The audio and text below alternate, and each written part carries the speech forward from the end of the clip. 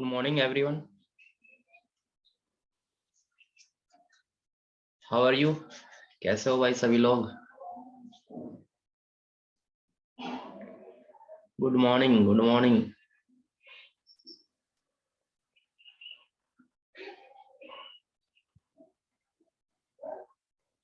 सब अच्छे से हो ना? अरुण कह रहे हैं सर और कोई टाइप क्वेश्चन लेकर आइए, मतलब मैं समझा नहीं आपका अरुण। और कोई टाइप मतलब और कोई टॉपिक?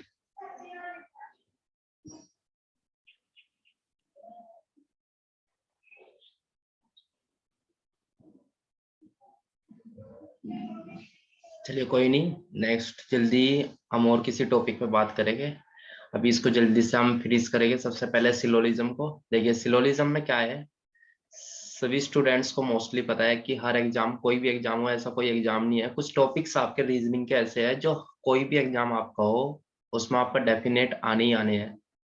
ठीक है, तो ये टॉपिक भी सेम ऐसा ही है जैसे ऑर्डर रैंकिंग किया है ना, उसमें भी वो डेफिनेट है कि ऐसा कोई एग्जाम नहीं हुआ जिसमें वो क्वेश्चन ना आया हो। और ये भी ऐसा ही टॉपिक है, इसमें भी डेफिनेट आपको क्वेश्चन आने ही आना है। और इस टॉपिक की एक खासियत है कि इसमें आपसे 2 क्वेश्चन पूछे जाते हैं। ठीक है, आपका अगर एसएससी और यूपीएसआई का एग्जाम दे रहे हो और अगर आपको बैंकिंग का एग्जाम देना है तो बैंकिंग के लिए मोस्ट प्रेफरेबल टॉपिक है। 5 क्वेश्चन आपके इस टॉपिक से बनते हैं। ठीक है, तो आज हम इस टॉपिक की बात करेंगे, बिल्कुल बेसिक से लेके चल रहा हूँ। ठीक है, सबसे पहले मैं आपको बताऊंगा कि वेन डायग्राम को कैसे बनाना है, क्योंकि इस टॉपिक के को आप जो क्वेश्चन सोल्व करोगे वो वेन डायग्राम से करोगे। क्वेश्चन नंबर 36 में डाउट है, रेनू कह रही है क्वेश्चन नंबर 36 जो ऑर्डर रैंकिंग का था। क्वेश्चन नंबर 36 ऑर्डर रैंकिंग में डाउट है। एक सेकंड, अगर ऑर्डर रैंकिंग में डाउट है तो मैं को देखता हूँ, 1 मिनट रुक जाइए, आपका ऑर्डर रैंकिंग मैं करा देता हूँ फिर। ठीक है, क्वेश्चन नंबर 36 कोई नहीं, मैं करा देता हूँ, कोई बात नहीं। हाँ, आज एक ही क्लास है, अब एक ही क्लास रहेगी है ना। और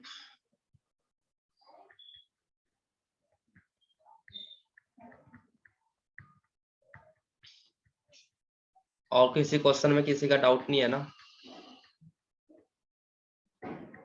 गुड मॉर्निंग रंजिता।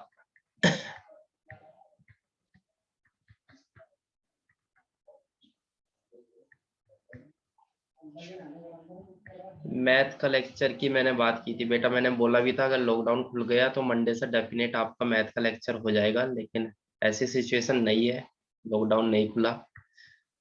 मैं भी चाह रहा हूँ कि आपका मैथ का भी इंग्लिश का भी है ना, सभी का लेक्चर हो, लेकिन थोड़ी सी जैसी कंडीशन आपके साथ है वैसी कंडीशन हमारे साथ भी है।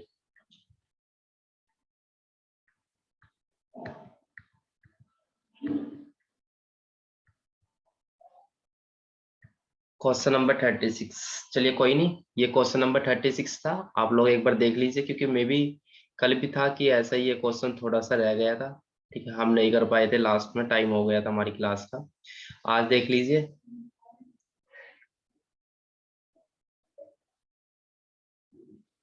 आ, आपके इसी पे आपका जो एप्लीकेशन है, इसी एप्लीकेशन के अंदर आपको कंटेंट में जाकर आप वीडियो देख सकते हो। ठीक है, कल आपकी सभी वीडियो अपलोड कर दी गई थी, जितनी भी पहली वीडियो थी। ठीक है, वहां से आप वीडियो देख सकते हो, वहां पे आपको वीडियो मिल जाएगी।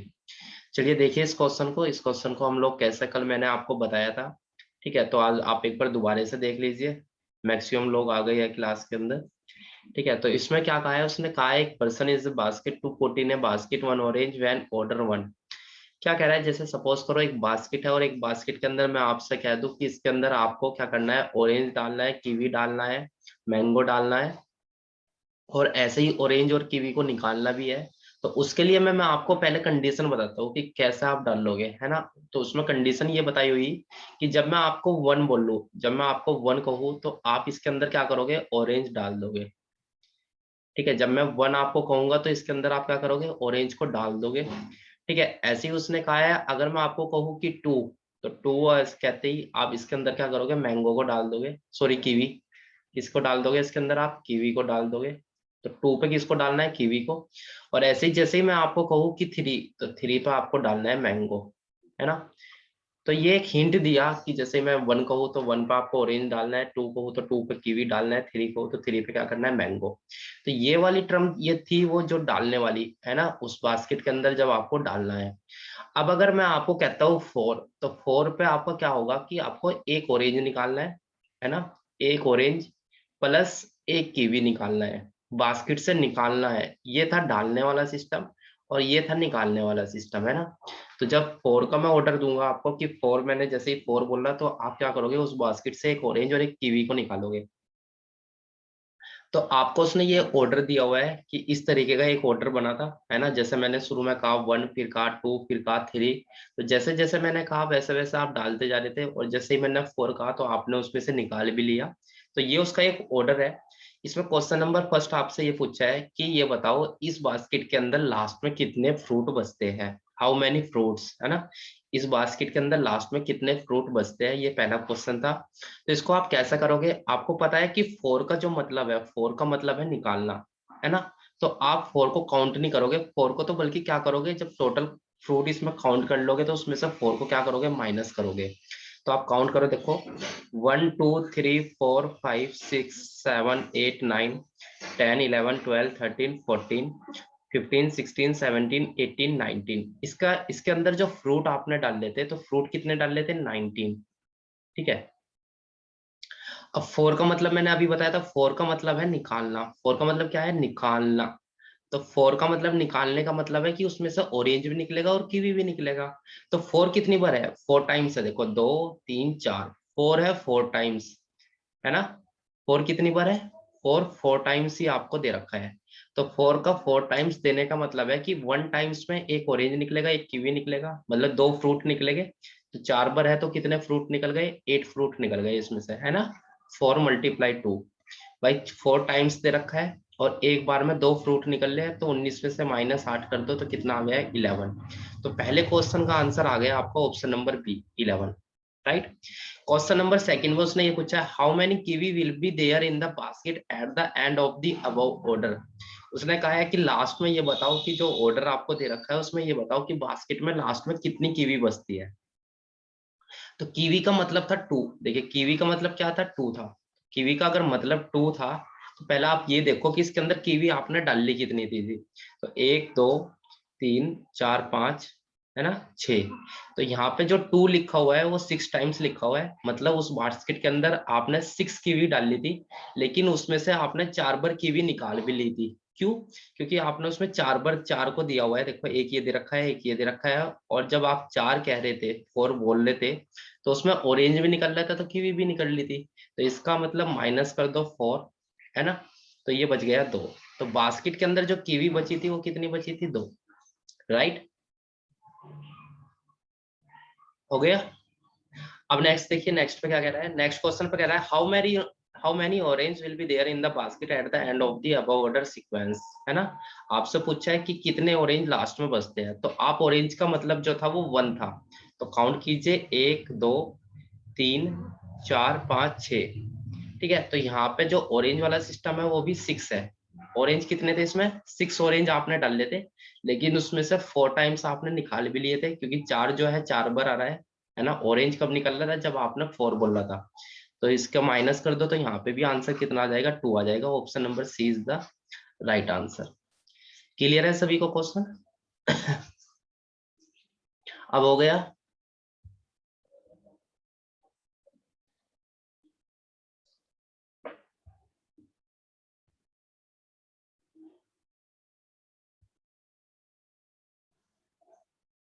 कर लिया सभी ने।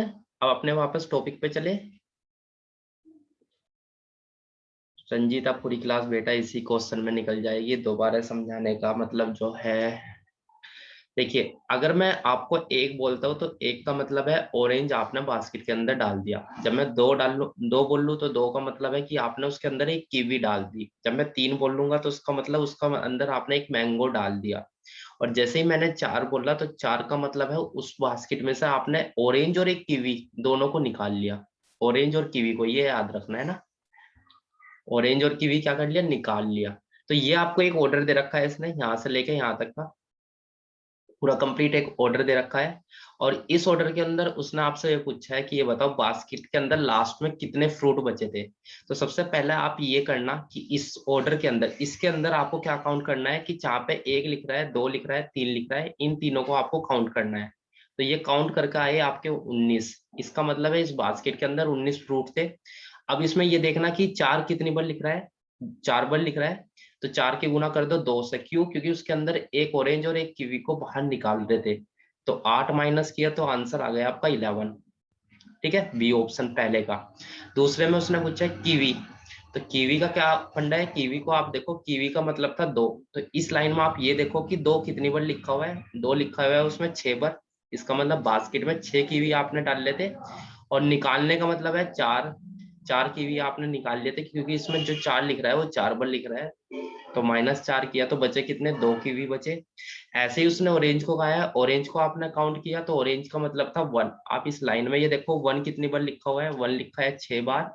तो 4 बार उसने निकाला ऑरेंज को, है ना, क्योंकि 4 कितनी बार दे रखा है, 4 बार दे रखा है, तो हर बार में एक ऑरेंज निकल रहा था। तो 4 माइनस किया तो इसका भी आंसर कितना आ गया, 2 आ गया। राइट, ठीक है। मैं वीडियो अपलोड कर दूंगा, ऑर्डर रैंकिंग की सभी वीडियो आ गई है, इसको भी अपलोड कर दूंगा, आप लोग देख लेना।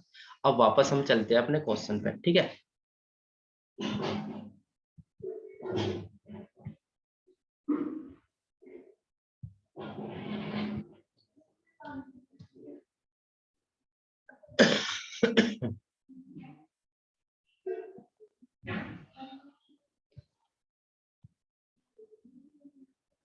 चलिए, अब अपना वापस का सेशन शुरू करते हैं। सिलोजिज्म बेसिक से समझेंगे इसको, और फिर इसको आगे लेके चलेंगे। देखिए, सिलोजिज्म को जो हिंदी में बोला जाता है, हिंदी में इसको बोलते हैं न्याय निगमन। याद रखना आप सभी लोग, हिंदी के लिए इसका जो नाम है ना, हिंदी में इसको बोलते हैं न्याय निगमन, है ना। काफी बच्चों को ये रहा होगा कि सिलोजिज्म, तो ऐसा तो इंग्लिश में आपका इंग्लिश की बुक नहीं है, तो वहाँ कहाँ ढूंढोगे सिलोजिज्म।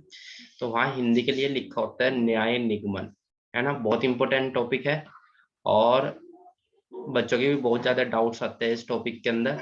तो इससे आपके हमेशा एसएससी और यूपीएसआई की बात करें, एसएससी हो या यूपीएसआई हो, इसके अंदर आपके 2 क्वेश्चन आपसे इससे पूछे जाते हैं। और अगर बैंकिंग की बात करूं मैं, तो बैंकिंग का कोई भी एग्जाम उठा के देख लो, 5 क्वेश्चन से कम आज तक किसी एग्जाम में आए नहीं, है ना। तो ये आपका बहुत इंपॉर्टेंट टॉपिक है। अब मैं आपको समझाने जा रहा हूँ कि सिलोजिज्म के क्वेश्चन को आपको करना कैसा होता है। देखिए, सिलोजिज्म के क्वेश्चन को आपको करना कैसे होता है। सबसे पहले आप इसकी जो ट्रम है ना, सबसे पहले क्या सीखेंगे, आप सीखेंगे इसके अंदर बेसिक कॉन्सेप्ट। पहले बेसिक कॉन्सेप्ट पे बात करेंगे, फिर उसके बाद हम उस पर आगे चलेंगे क्वेश्चनों पे। देखिए, बेसिक कॉन्सेप्ट पे बात करते हैं सबसे पहले।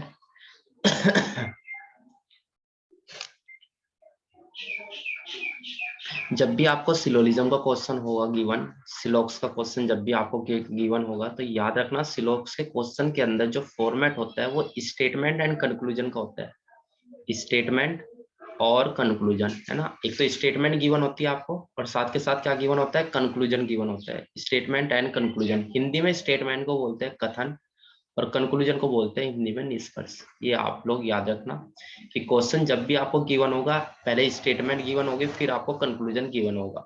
मैं अभी आपको दिखा भी दूंगा क्वेश्चन को कि किस तरीके का क्वेश्चन आपसे पूछा जाता है। ठीक है, आज का बहुत बेसिक कॉन्सेप्ट है, इसका कॉन्सेप्ट आ गया तो क्वेश्चन आप आराम से कर सकते हो। और अगर आपका इसका कॉन्सेप्ट छूट गया तो आप क्वेश्चन नहीं कर पाओगे, ये डेफिनेट है। ठीक है, तो आप पहले बेसिक कॉन्सेप्ट सीखो इसका। तो सबसे पहले मैंने आपको बताया कि जब आपको क्वेश्चन गिवन होगा, तो क्वेश्चन में आपको क्या गिवन होगा, एक तो स्टेटमेंट गिवन होगी, एक कंक्लूजन गिवन होगा। अब काफी बच्चों का डाउट ये आता है कि स्टेटमेंट कितनी दे सकता है। तो स्टेटमेंट आपकी 2 भी दे सकता है, 3 भी दे सकता है, 4 भी दे सकता है ना, कितनी भी स्टेटमेंट दे सकता है। कंक्लूजन अगर बैंकिंग लेवल पे बात करें तो 2 कंक्लूजन भी देता है, 3 भी देता है, और 4 भी देता है। बस ये आपका लास्ट है ना, 4 से ज्यादा नहीं देता। 2, 3 या 4 कंक्लूजन आपको दे सकता है। बैंकिंग में मोस्टली आपको 2 कंक्लूजन गिवन होते हैं। एसएससी में कभी कभार हो सकता है 2 दे दे और कभी दे दे 3, 4 तो बहुत ही रियर चांस होगा जब आपको 4 गिवन हो। ठीक है, तो अब हम सीखते हैं कि ये जो स्टेटमेंट और कंक्लूजन आपको गिवन होते हैं ये किस तरीके से आपको गिवन होते हैं। तो देखना, याद रखना बच्चों, स्टेटमेंट और कंक्लूजन आपके दो तरीके से होते हैं। स्टेटमेंट आपकी पॉजिटिव या फिर स्टेटमेंट आपकी निगेटिव, है ना। पॉजिटिव भी होती है और निगेटिव भी होती है, ये याद रखना। स्टेटमेंट क्या हो सकती है, पॉजिटिव भी हो सकती है और निगेटिव भी हो सकती है। ऐसे ही कंक्लूजन आपका पॉजिटिव भी हो सकता है और निगेटिव भी हो सकता है। तो आपको पता कैसे चलेगा कि स्टेटमेंट आपकी पॉजिटिव है या निगेटिव है? इसके लिए मैं बता रहा हूँ, अगर स्टेटमेंट या कंक्लूजन के अंदर ऑल लिखा रहा है, ऑल ऑल का मतलब है सभी, अगर आपको स्टेटमेंट के अंदर ऑल लिखा रहा है तो आप समझ जाना कि वो स्टेटमेंट आपकी क्या है, पॉजिटिव है। या फिर आपको वहां पे लिखा रहा है सम, सम का मतलब क्या है, सम का मतलब है कुछ, है ना। या तो आपको ऑल लिखा रहा है या सम लिखा रहा है, या फिर आपको लिखा हुआ आ रहा है वहां पे ओनली। ओनली का मतलब होता है केवल, ठीक है। तो अगर आपको ऑल, सम या ओनली में से कुछ भी दिखाई देता है किसी स्टेटमेंट के अंदर, तो आप पहले उसको ध्यान देना कि वो जो स्टेटमेंट है वो आपकी क्या है, पॉजिटिव है। ऐसे ही अगर मैं निगेटिव की बात करूं तो निगेटिव में आपको लिखा हुआ आएगा नो। नो का मतलब होता है कोई नहीं। नो का मतलब क्या होता है, कोई नहीं, है ना। ये भी हो सकता है लिखा हुआ, और हो सकता है वहां पे लिखा हुआ हो सम नोट। सम नोट का मतलब होता है कुछ नहीं। हाँ, यूपीएसआई में भी आएगा, डेफिनेट आएगा। डेफिनेट आएगा, दो क्वेश्चन भी आ सकते हैं, तीन भी आ सकते हैं यूपीएसआई में, क्योंकि यूपीएसआई की मार्किंग का लेवल थोड़ा सा ज्यादा है ना। तो उसके लिए आप तैयार करो बिल्कुल। ऑर्डर रैंकिंग में से भी आना है, सिलोजिज्म में से भी आ रहा है, इसलिए मैं वो टॉपिक आपको करा रहा हूँ जो मोस्टली बैंकिंग या एसएससी या इनमें पूछे जाते हैं, डेफिनेट। ठीक है, तो याद रखना स्टेटमेंट और कंक्लूजन पॉजिटिव और निगेटिव दो तरीके के होते हैं। पॉजिटिव जब हो गए जब आपको ऑल, सम या ओनली लिखा रहा है, और निगेटिव कब हो गए जब नो और सम नोट लिख रहा है, राइट। ये इसका बिल्कुल बेसिक सा फंडा था, ये आगे जाकर आपको जरूरत पड़ेगी कि पॉजिटिव क्या है और निगेटिव क्या है। मैंने इसलिए शुरू में आपको बता दिया कि पॉजिटिव का मतलब होता है जब आपको ऑल, सम और ओनली किसी स्टेटमेंट में या किसी कंक्लूजन में गिवन होता है, और निगेटिव तब होगा जब आपको नो या सम नोट लिखा हुआ देगा। राइट, क्लियर है? यहाँ तक क्लियर है सभी को? यहाँ तक सभी को क्लियर है? हो गया?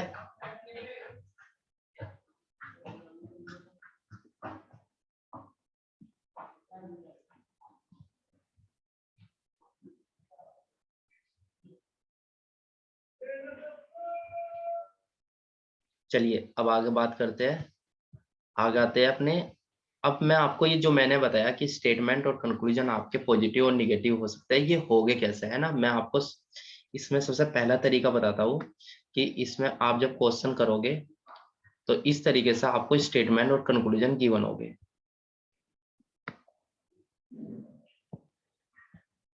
ठीक है, तो सबसे पहला आपको क्या आना चाहिए, इनका वेन डायग्राम बनाना आना चाहिए, क्योंकि क्वेश्चन जब आप सोल्व करोगे इस टॉपिक का तो आपके क्वेश्चन सोल्व हो गए वेन डायग्राम की हेल्प से, सबसे पहली चीज, है ना।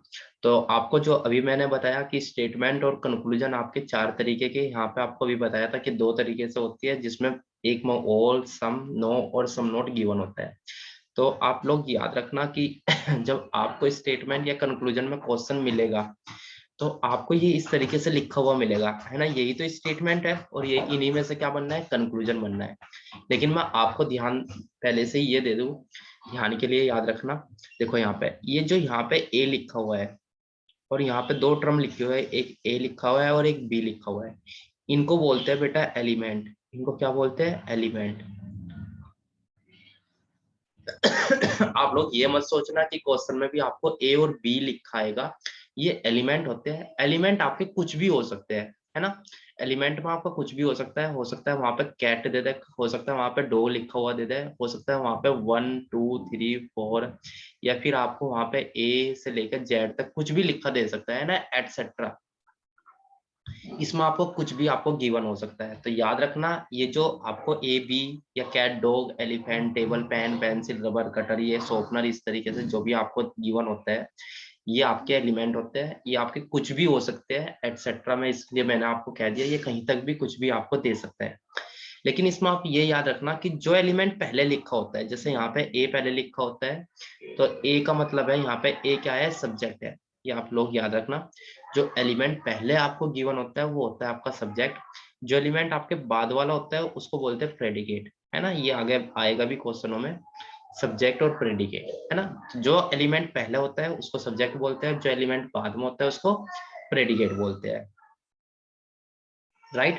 तो आप लोग अब याद रखना कि ये जब आपको इस तरीके की स्टेटमेंट लिखी हुई मिलेगी क्वेश्चन के अंदर, तो इसको आपको सबसे पहला तरीका है कि आपको इसका वेन डायग्राम बनाना आना चाहिए, है ना। तो जैसे ही आप लोग वेन डायग्राम बना लोगे, तो वेन डायग्राम में आपको कंक्लूजन को मैच करना है कि कंक्लूजन वेन डायग्राम को फॉलो कर रहे हैं या नहीं कर रहे। अगर कंक्लूजन वेन डायग्राम को फॉलो करते हैं तो वो कंक्लूजन आपके सही होंगे, और अगर कंक्लूजन वेन डायग्राम को फॉलो नहीं करते तो वो कंक्लूजन आपके क्या होंगे, रॉन्ग होंगे।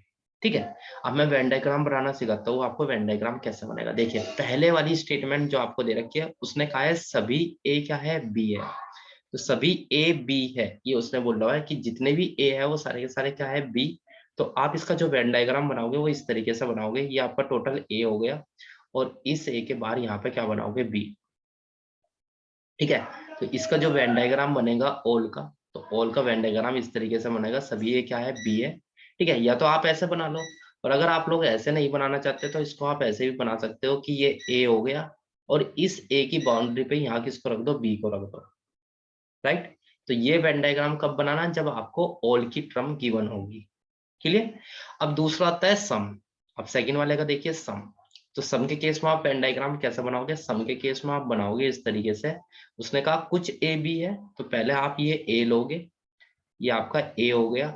और उसने कहा है कि ए का कुछ पार्ट, कुछ ए क्या है, बी, मतलब कुछ ए ऐसे है जो बी में जाने चाहिए, तो ए का कुछ पार्ट लो और किस में बना दो, बी में बना दो। तो ये हो गया कुछ ए क्या है, बी है, राइट। हाँ, बस इसका यही बनेगा जो वेन डायग्राम मैं बना रहा हूँ, आप उसी पर फोकस करो, आपका डेफिनेट आंसर सही आएगा। तीसरा आपसे कह रहा है कि कोई भी ए क्या नहीं है, बी नहीं है, नो ए आर बी, कोई भी ए बी नहीं है। तो इसको आप कैसे बनाओगे, इसको आप लोग बनाओगे ऐसे, जैसे ये आप कहो ये हो गया ए, ये क्या हो गया, ए हो गया। अब इसने कहा है कि ये जो ए है ये क्या नहीं है, बी नहीं है, तो आप इस तरीके से बीच में दिखा दोगे। इसका मतलब ये है कि इधर वाला पार्ट ये नहीं हो सकता और ये वाला पार्ट ये नहीं है, राइट। तो इस तरीके से आप बनाओगे कि कोई भी ए क्या नहीं है, बी। देखो, इस नो का जो मतलब है वो आप लोग यहाँ पे अच्छी तरीके से देख लेना। इस नो का मतलब है जब आप बीच में इस तरीके से रिप्रेजेंट करोगे। हाँ, ये काफी डाउटफुल है, ये आगे भी आपका काफी डाउट देगा क्वेश्चन में, तो इसलिए मैं पहले ही बता रहा हूँ कि जब भी नो की टर्म आएगी, ये जब भी नो की टर्म आएगी, तो नो की टर्म में आपको दो एलिमेंट के बीच में इस तरीके का रिलेशन दिखाना पड़ेगा, ये जो मैंने यहाँ पे मार्क किया हुआ है ना, कि कोई भी ए बी नहीं है, तो इसका मीन्स निकलता है कि कोई बी भी क्या नहीं होगा, ए नहीं होगा, राइट। फोर्थ वाला, फोर्थ में क्या कह रहा है, कह रहा है कुछ ए बी नहीं है, तो इसको आप कैसे रिप्रेजेंट करोगे, ये आपने बना लिया ए, और कह रहा है कुछ ए क्या नहीं है, बी नहीं है, तो ए का कुछ पार्ट ले लो, ए का कुछ पार्ट हो गया ये, और कह रहा है कि ए का ये कुछ पार्ट क्या नहीं है, बी नहीं है, तो ये वाला बी नहीं है, बाकी का मुझे पता नहीं है या नहीं है। तो आपको इस तरीके से दिखाना है कि ये वाला पार्ट क्या नहीं है, बी नहीं है, राइट। तो यही चार तरीके के मैंने अभी आपको बताया था कि इनमें से दो पॉजिटिव है, दो निगेटिव है, और यही चार तरीके के आपके क्वेश्चनों में अदल बदल के आते रहेंगे, और इन्हीं का इसी तरीके से आपको वेन डायग्राम बनाना है, और फिर आपको कंक्लूजन को मैच करना है। सभी को क्लियर है? एक बार जल्दी से मुझे बता दो, सभी को क्लियर है ना?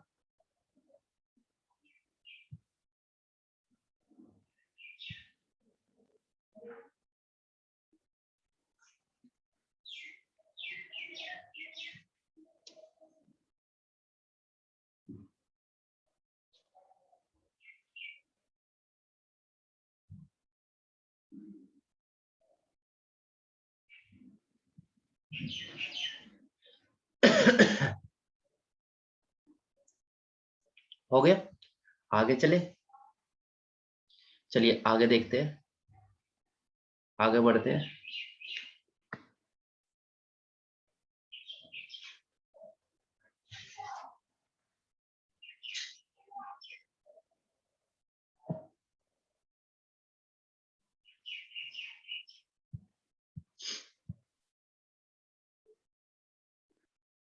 हाँ, जो कंक्लूजन वाली बात है कि कंक्लूजन नहीं दिया, देखिए स्टेटमेंट में से ही कंक्लूजन बनता है और कंक्लूजन में से ही स्टेटमेंट बनती है, आप लोग याद रखना। ये तो मैंने आपको सिर्फ तरीका बताया कि इस तरीके से आपको स्टेटमेंट गिवन होगी और इसी तरीके से आपको कंक्लूजन गिवन होगा।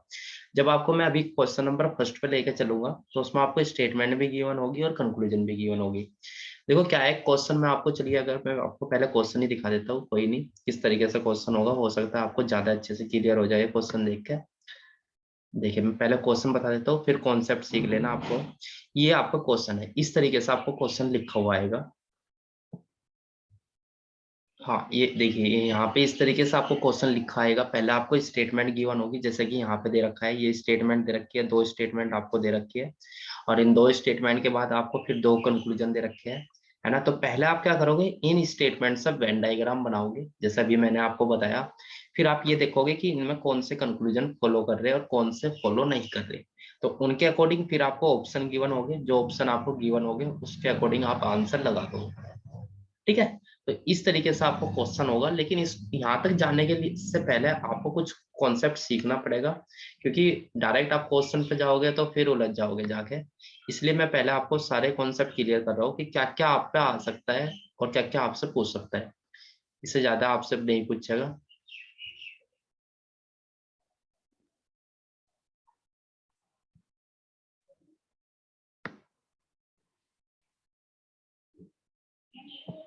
ये आपका पहला ही कॉन्सेप्ट है, आपका फर्स्ट कॉन्सेप्ट हम की हम बात कर रहे हैं।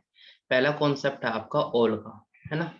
ये अब कॉन्सेप्ट शुरू हो गए कि जरूरी नहीं है आपको, जैसे मैंने अभी बताया था कि आपको ऑल लिखा है या सम लिखा है या वहां पर नो लिखा है या सम नोट लिखा है, हो सकता है कुछ और भी टर्म आपकी लिखी आ सकती है, तो उसको बोलते हैं हम कॉन्सेप्ट ऑफ ऑल, है ना। और क्या क्या आ सकता है, जैसे मैंने आपको कह दिया कि एक स्टेटमेंट आपको दे रखी है जिसके अंदर ना तो आपको ऑल लिखा दे रखा है, ना आपको सम लिखा दे रखा है, ना आपको सम नोट लिखा दे रखा है। जैसे फॉर एग्जाम्पल ये, है ना, ये आपको क्या लिखा दे दिया, उसने दे दिया कि ARB। ARB का मतलब है कि ए क्या है, बी है। अब आप खुद बताओ, क्या इससे पहले यहाँ पे कुछ लिखा हुआ है, कुछ भी आपको नहीं दे रखा। तो अगर आपको नहीं दे रखा तो आप लोग याद रखना, जब आपको किसी भी स्टेटमेंट या किसी भी कंक्लूजन के अंदर, है ना, दोनों के लिए सेम चीज है, अगर आपको कुछ भी लिखा हुआ नहीं दे रखा तो आप लोग वहां पे अपनी तरफ से ऑल कंसीडर करोगे, है ना। वहां पे अपनी तरफ से क्या कंसीडर करोगे, ऑल। तो उसका जो आप स्टेटमेंट बना सकते हो वो ये बन जाएगी कि ऑल ARB, मतलब सभी ए क्या है, बी है, राइट। अगर आपको कहीं पे कुछ भी नहीं दे रखा तो आप अपनी तरफ से वहां पे क्या कंसीडर करोगे, ऑल कंसीडर करोगे। ये चीज आप अपने माइंड में रख लेना। सेकंड, सेकंड में अगर आपको हो सकता है परसेंटेज क्राइटेरिया दे दे, जैसे यहाँ पे लिखा हुआ है कि 100%, है ना। अगर कहीं पे लिखा हुआ है कि 100%, तो 100% का मतलब होता है ऑल। जैसे मैं आपसे कहूँ कि आपका 100% रिजल्ट रहा, तो इसका मतलब आप सभी के सभी क्या हो गए, पास हो गए। जब सभी के सभी की वर्ड आ गया तो वो कब आया, जब मैंने कहा था 100%। तो 100% का मतलब भी क्या है, ऑल है, ठीक है। जैसे इसने लिखा हुआ है कि 100% कैट आर डॉग, तो डेट मीन्स हम कह सकते हैं कि ऑल कैट आर डॉग। तो ये कैट हो गई, है ना, ये कैट हो गई।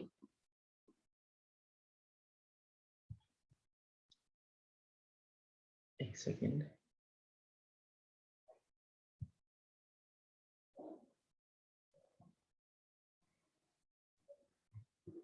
ठीक है। तो क्या हो गया, ये कैट हो गई, और कैट के बाहर ये हमने बना दिया यहाँ पे डॉग को, राइट। ठीक है, तो इस तरीके से हम लोग इसको सॉल्व कर लेंगे। अब बात आती है आपकी ओनली, कॉन्सेप्ट ऑफ ओनली का। कॉन्सेप्ट ऑफ ओनली क्या है, कॉन्सेप्ट ऑफ ओनली पे भी ध्यान दीजिए। कॉन्सेप्ट ऑफ ओनली क्या है, कुछ नहीं है, हल्का सा ऐसे ही है। कॉन्सेप्ट ऑफ ओनली को भी आपको इसी तरीके से बनाना है, ये आपको कॉन्सेप्ट ऑफ ओनली गिवन हुआ है।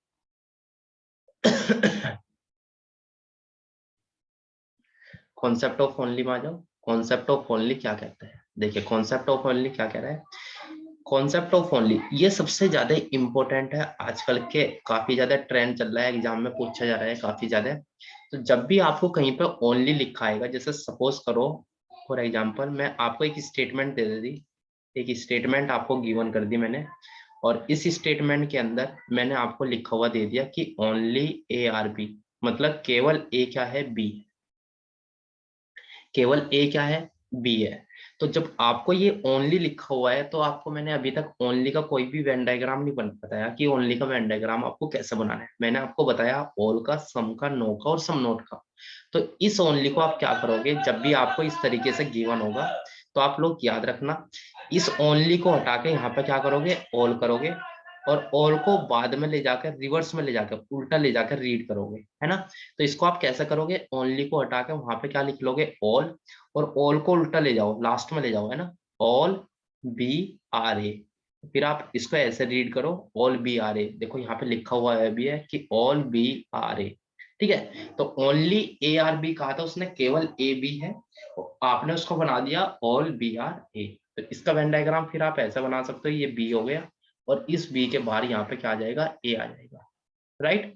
तो ये आपका कब बनेगा, ये जब बनेगा जब आपको कॉन्सेप्ट ऑफ ओनली गिवन होगा, है ना, जब आपको किसी कंक्लूजन या किसी स्टेटमेंट के अंदर आपको ओनली गिवन रहता है, ठीक है। अब हो गए यहाँ तक।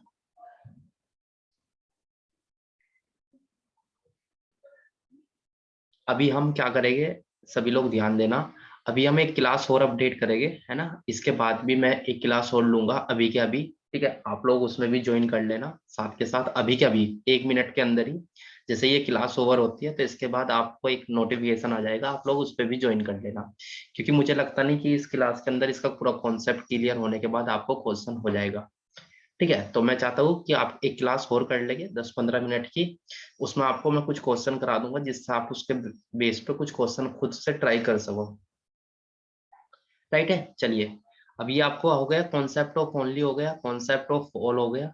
अब आगे चलते हैं, अब चलते हैं कॉन्सेप्ट ऑफ सम पे, क्योंकि सम का भी काफी बड़ा केस है। ये नहीं पता कि जरूरी नहीं है आपको सम ही लिखा देगा, वहां पे और भी टर्म है जो आपको लिखी हुई दे सकता है वो।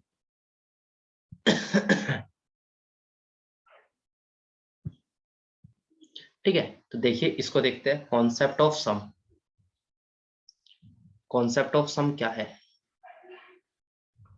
कॉन्सेप्ट ऑफ सम, है ना, सम का क्या फंडा है, सम वाले को हमें कैसे करना है। देखिए, अगर आपके किसी कंक्लूजन में सम लिखा रहा है या किसी स्टेटमेंट में सम लिखा रहा है तो डेफिनेट है आप उसका वेन डायग्राम इस तरीके से बना लोगे। ये वेन डायग्राम किसका होता है, सम का होता है। आपको पता है कि किस चीज को रिप्रेजेंट करता है, ये सम को रिप्रेजेंट करता है। लेकिन मैं कुछ वर्ड आपको बता रहा हूँ, जैसा आजकल का ट्रेंड है कि आपको ये दो वर्ड जो शुरू में लिखे हुए हैं, फ्यू, देखो या तो फ्यू लिखा जाए या हो सकता है आपको ए फ्यू लिखा जाए, ए फ्यू, है ना। तो आप घबराना मत कि फ्यू कहा था सर ने तो फ्यू नहीं आया, ए फ्यू आ गया। तो ए फ्यू या फिर फ्यू लिखा है ना, थोड़ा या एक थोड़ा, इस तरीके से अगर आपको लिखा आता है तो, या फिर आपको एटलीस्ट ना, एटलीस्ट मतलब कम से कम, ऐसे ही सेल्डम, कभी कभार, रेयरली, शायद या फिर कदाचित। तो ये कुछ वर्ड्स है जो मैंने आपको बताए फॉर एग्जाम्पल के तौर पे, फ्यू, एटलीस्ट, सेल्डम, रेयरली। अगर इनमें से कोई भी वर्ड आपको लिखा हुआ आता है किसी कंक्लूजन या किसी स्टेटमेंट के अंदर, इनमें से कोई भी वर्ड आपको लिखा हुआ आ रहा है तो आपको इनकी जगह सम को कंसीडर करना है। मैंने लिखा है और ऑलवेज कंसीडर एज सम, है ना। तो इनकी जगह क्या आ जाएगा, इनकी जगह सम आ जाएगा, ठीक है। जैसे फॉर एग्जांपल आपको मैंने आपको बताया हुआ है कि एक स्टेटमेंट आपको दे रखी है कि फ्यू मैंगो आर एप्पल, ये आपकी एक स्टेटमेंट यहाँ तक है। फ्यू मैंगो आर एप्पल का मतलब है कि थोड़े आम क्या है, सेब है, थोड़े आम क्या है, सेब है। जब आपको ये स्टेटमेंट दे रखी है तो इसको मैंने कन्वर्ट कर दिया, मैंने अभी कहा कि फ्यू का मतलब है सम, है ना। तो इस फ्यू की जगह मैंने क्या लिया, सम को ले आया, और सम लाने के बाद बाकी स्टेटमेंट को एजिटी दे रखा कि सम मैंगो आर एप्पल। तो बिल्कुल क्लियर है, ये मैंगो हो जाएगा और मैंगो का कुछ पार्ट किसमें चला जाएगा, एप्पल, राइट। तो इसलिए मैंने कहा कि इनमें से अगर कोई भी वर्ड आपको गिवन है तो उसकी जगह आप किसको कंसीडर कर लेना, सम को कंसीडर कर लेना, क्लियर है। अब बात आती है 1 से 99% का क्राइटेरिया। आपको जैसे 100% गिवन था, जरूरी तो नहीं है कि हर बार 100% ही गिवन होगा। अगर मैं सपोज करो कहीं पे ये लिख देता हूँ कि 86% कैट आर डॉग, मैंने ये लिख के दे दिया कि 86% कैट आर डॉग, तो आप कहोगे कि 100% तो बताया था, 86 नहीं बताया था। तो 86 का मतलब के लिए मैं आपको बता रहा हूँ कि अगर 1 से लेके 99% के बीच की कोई भी वैल्यू आपको गिवन होती है कभी भी किसी स्टेटमेंट या किसी भी कंक्लूजन के अंदर, इसके बीच की अगर वैल्यू आपको कभी भी गिवन होती है तो आप उसको कंसीडर कर लेना सम में। ये याद रखना, किस में कंसीडर कर लेना, सम में। ठीक है, तो इसका मतलब इस 86% की जगह आप क्या ले सकते हो, सम ले सकते हो। तो ये क्या बन गया कि some cat are dog, right, some cat are dog.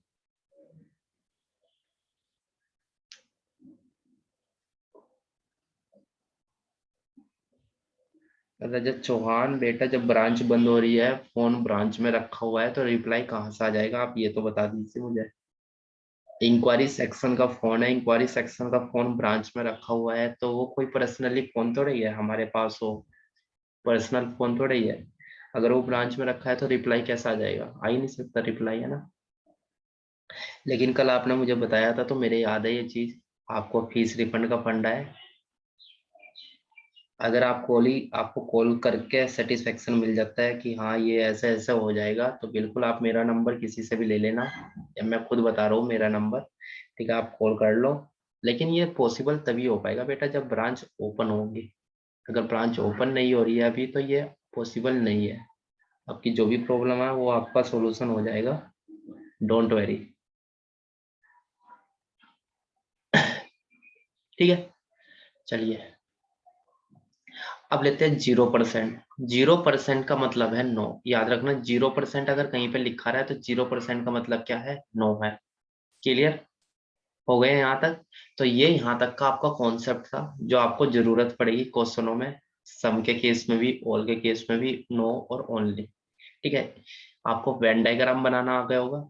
उसके बाद ये कॉन्सेप्ट समझ में आ गया कि आपको जरूरी नहीं है जो मैंने शुरू में लिख के दे दिया कि यही आएगा वही आएगा, है ना, कुछ भी आ सकता है लिखा हुआ, तो उसके लिए आप ये टर्म यूज कर लेना।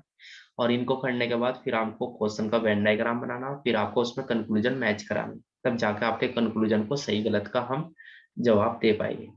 राइट है यहाँ तक। हाँ, अभी मैं दोबारा से एक मीटिंग अपडेट करूंगा, एक क्लास और अपडेट करूंगा, आप लोग ज्वाइन कर लेना बिल्कुल अभी 1 मिनट के बाद, जैसे ये क्लास क्लोज होती है। पहले ही बता रहा हूँ, कभी आप कल फिर कहो कि सर कल एक ही क्लास थी, क्योंकि अभी सिर्फ एक क्लास में आपका कॉन्सेप्ट हो पाया है, तो मैं चाह रहा हूँ कि आपको इसके बेस के 3-4 क्वेश्चन भी मैं आपको करा दूं। वो तभी पॉसिबल है जब एक क्लास हम और अपडेट करें। ठीक है, राइट है यहाँ तक सभी को, यहाँ तक कोई प्रॉब्लम किसी को, यहाँ तक हो गया। ठीक है, चलिए अब जब हम जल्दी से अपनी ये क्लास हमारी कंप्लीट होने वाली है, तो हम अभी जल्दी से नेक्स्ट क्लास में मूव करते हैं। ठीक है, ओके बाय बाय, अभी मिलते हैं नेक्स्ट क्लास में 1 मिनट के अंदर, आप लोग सभी लोग ज्वाइन कर लेना जल्दी से। ओके।